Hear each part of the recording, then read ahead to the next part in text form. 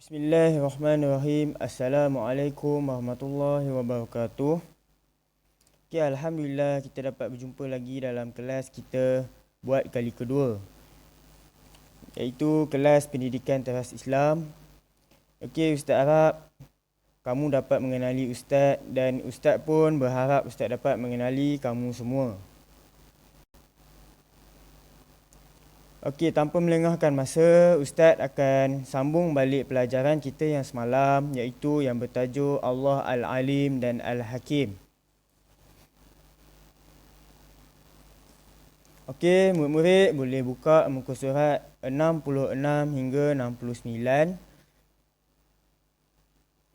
Boleh tengok dekat situ gambar muka surat 66 ada 4 gambar, iaitu contoh-contoh keajaiban dunia. Keajaiban dunia ni bermaksud sesuatu perkara yang Allah cipta sangat indah dan sangat unik, sehingga kan ada manusia yang tak pernah tengok, tak pernah lihat dengan mata depan-depan. Okey, contoh yang pertama iaitu gunung berapi. Gunung berapi ni ialah satu gunung, bukan satu, ada banyak. Ada banyak. Tapi dekat Malaysia tak ada. Gunung berapi, satu pegunungan yang mana dekat tengah-tengah dia ada macam kawah yang dalam dia ada air panas yang menggelegak sehingga kadang-kadang tu dia boleh meletus, menyebabkan berlaku bala bencana. Okay, yang kedua, gerhana matahari, iaitu satu fenomena yang mana bulan berada di tengah-tengah antara matahari dan bumi.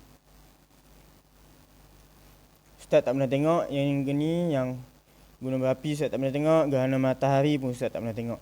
Okey, yang ketiga iaitu aurora, bermaksud fenomena berupa cahaya terang yang kelihatan di langit pada malam hari, berbentuk jalur yang biasanya berwarna merah, hijau ataupun ungu.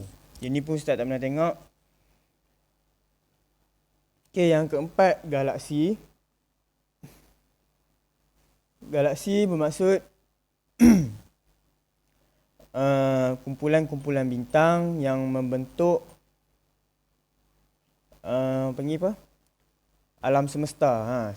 Galaksi ni suatu sistem galaksi yang sangat luas dan sangat besar.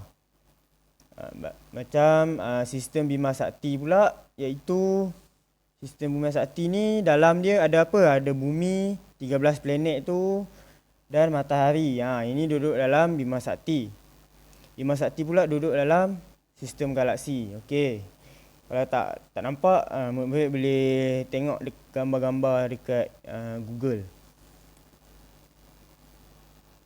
Okey, ini maksud dan erti Allah Al-Alim dan Al-Hakim.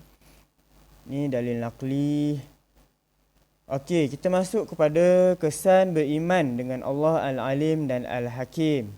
Yang pertama, dengan kita beriman dengan Allah Al-Alim dan Al-Hakim, iaitu Allah Maha Mengetahui dan Maha Bijaksana, kita dapat mentaati perintah Allah dengan melipat gandakan amalan, dan kita dapat menjauhi maksiat dan dosa. Sebab apa? Sebab Allah Maha Mengetahui. Jadi kita pun takutlah nak buat dosa. Okey, yang kedua, berusaha meningkatkan ilmu, belajar ilmu yang bermanfaat, belajar dengan tekun dan bersungguh-sungguh.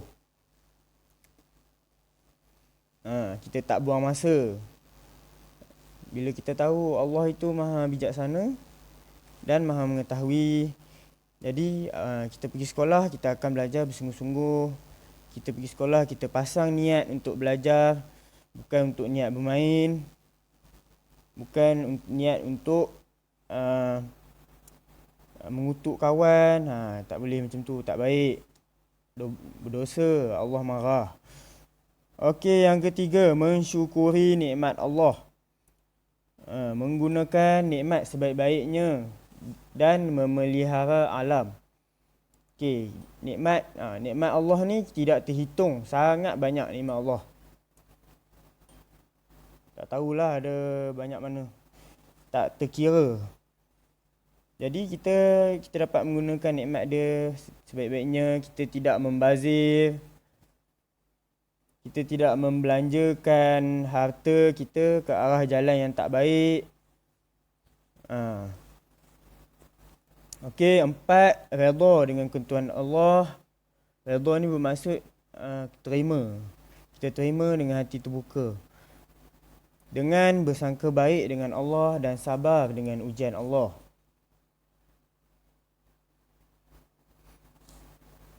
Maksudnya kita sabar dengan ujian Allah. Bila kita diuji dengan suatu ujian ataupun musibah, kita tidak marah-marah, kita tidak mengamuk.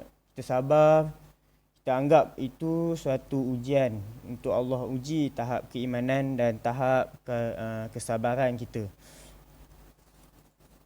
Jadi kita sebut Alhamdulillah. Dan banyak-banyakkan memuji Allah, banyakkan mengingati Allah. Okey, kita masuk kepada yang terakhir sekali, iaitu tugasan yang Ustaz bagi.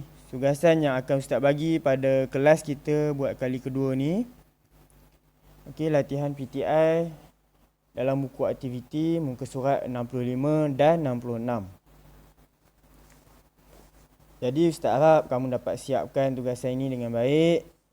Jika ada sebarang masalah ataupun pertanyaan, bolehlah berhubung Ustaz melalui WhatsApp ataupun WhatsApp kalau Ustaz tak balas, boleh call Ustaz. Okey, pada bila-bila masa saja. Tapi jangan pada waktu malam, waktu Ustaz tengah tidur. Okey. Okey, kita tangguh majlis kita dengan kita tangguh kelas kita dengan tasbih kifarah dan suratul As.